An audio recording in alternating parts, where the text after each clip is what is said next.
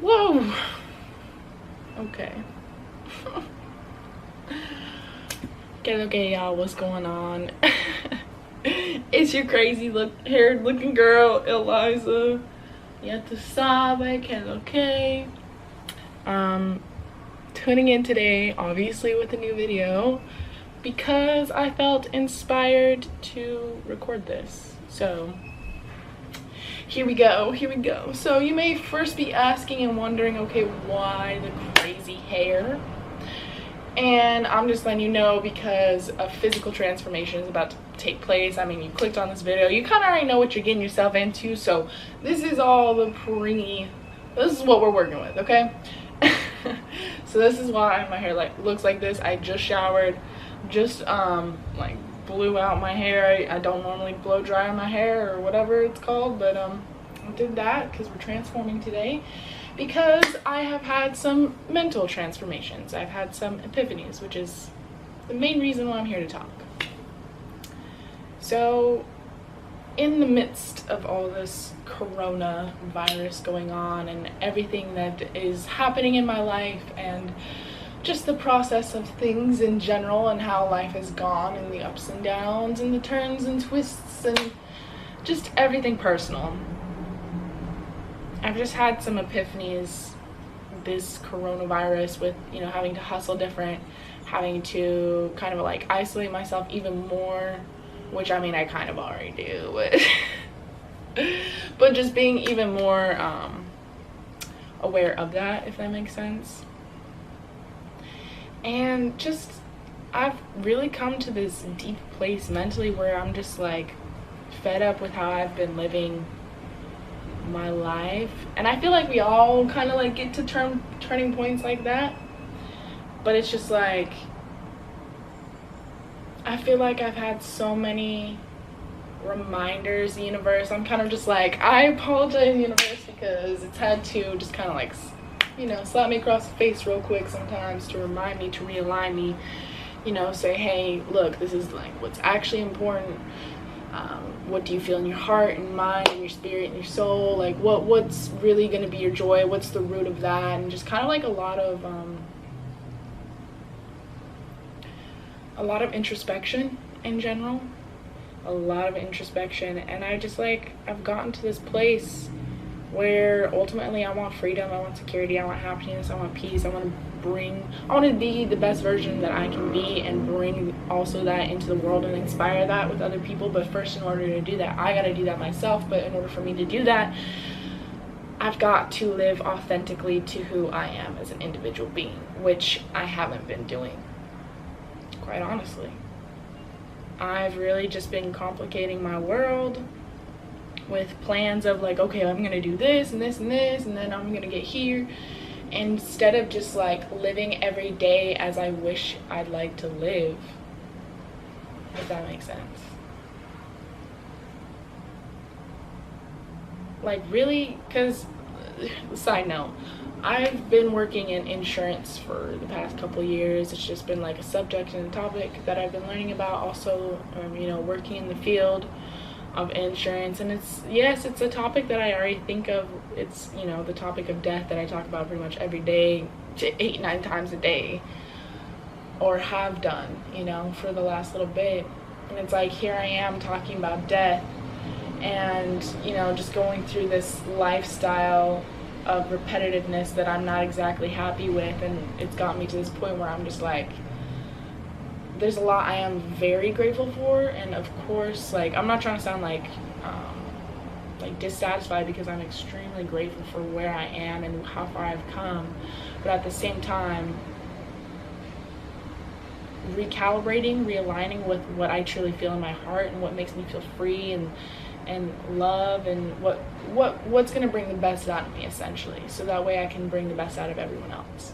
It's selfish, but it's also not selfish, if that makes sense. Like, I just want to be as harmonious as I can with my truth and authenticity, but also help the you know, the collective, the betterment of everyone. So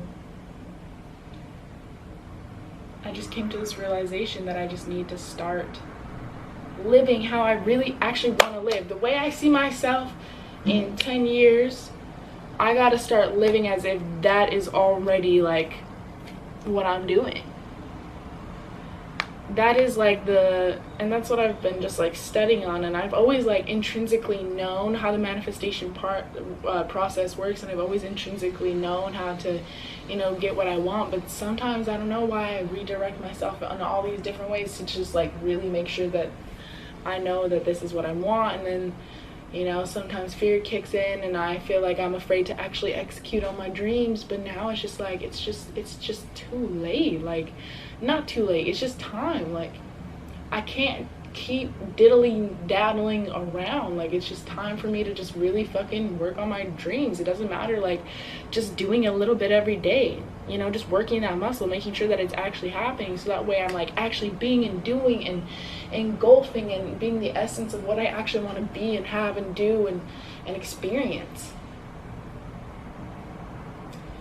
And so it's just time.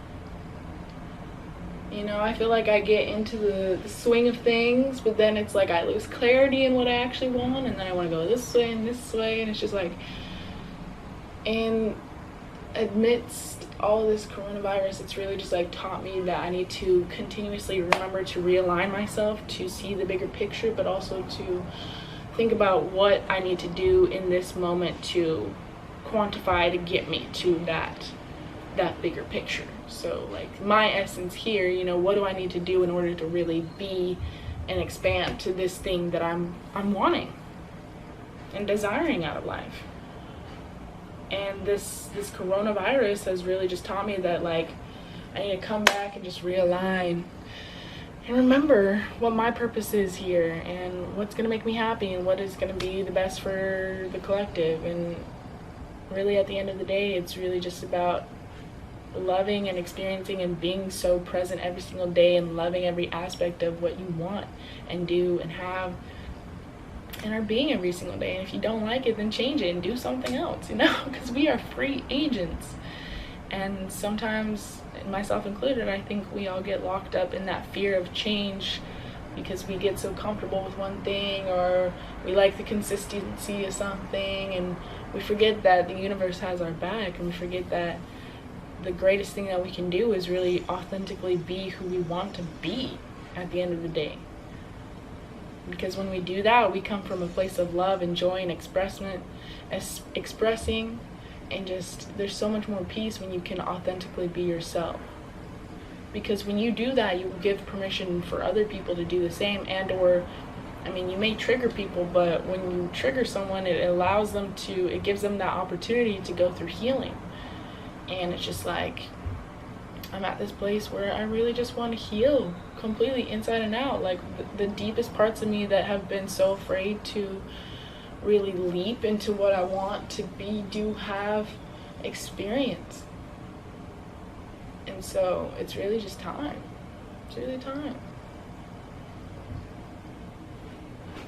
And this has just been a whole load of me just talking about my feelings. So the reason why we're here and you see all the craziness in my hair, just because I've been trying to tune into a certain look, aesthetic, and it's been trial and error through this process. But this is just the next step of my mentality and that physical transformative process. It's symbolic for me, kind of like how sacraments or baptism or, you know, renewing your vows or whatever is for other people. Like this, for me to physically be able to transform, because I feel like I've been in such like a internal, intrinsic, kind of low vibrational state, and I'm just like ready to mentally make that quantum leap. And so when the mental quantum leap happens, like it's already happened, I've already expanded, but at the same time I like to transform the physical to feel different also on the physical. Like it's a weird correlation, but it's just something that I am and do. So thank you for listening and hearing me out. If you relate, let me know. Let me know what your, you know, coronavirus process has been like for you. Has it been like really fun? Have you just been like, how have you guys been spending it? What have you learned about yourself? What's been, you know, a joyful moment? Just share with me your experience. I want to know. Let's just talk. Like, let's be real about this shit. Like, let's just be fucking vulnerable.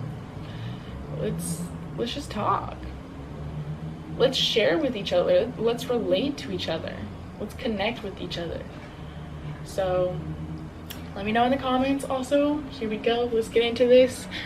It's time to transform. Boom.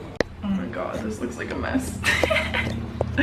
So first things first is if you can't see, I pulled apart like most of the hair that is actually supposed to be dyed. And blonde, obviously I'm not the best at not getting it on the rest of my hair. So this, I know this part is really interesting, but it's kind of like my unicorn horn. Plus when it goes back, it's supposed to be pretty like centered and even, but you know, just how my hair is also parted, it also goes all to one side because it's my bangs. So I'm gonna make up this mixture real quick and then start applying and putting it in my ear. Bye. So, it says step 1, put on the gloves. Actually, it says to put on the towel thing, but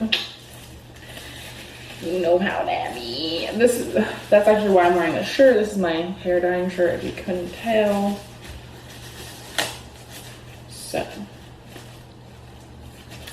Step 1, itch your face before you need to in the future. Step 2, break off this shit.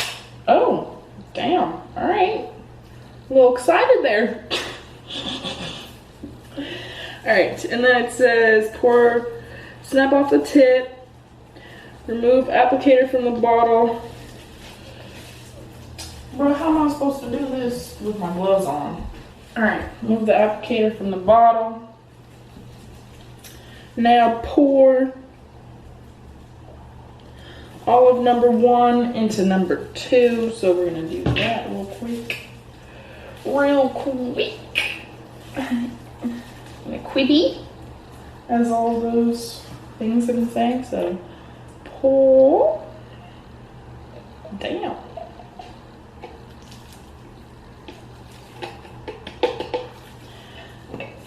That's in there. Okay. So, I mean, as you can see out of the shower, the blonde is violet now, and the rest of this is pretty dark. So I'm gonna finish blow drying, and then you'll see after.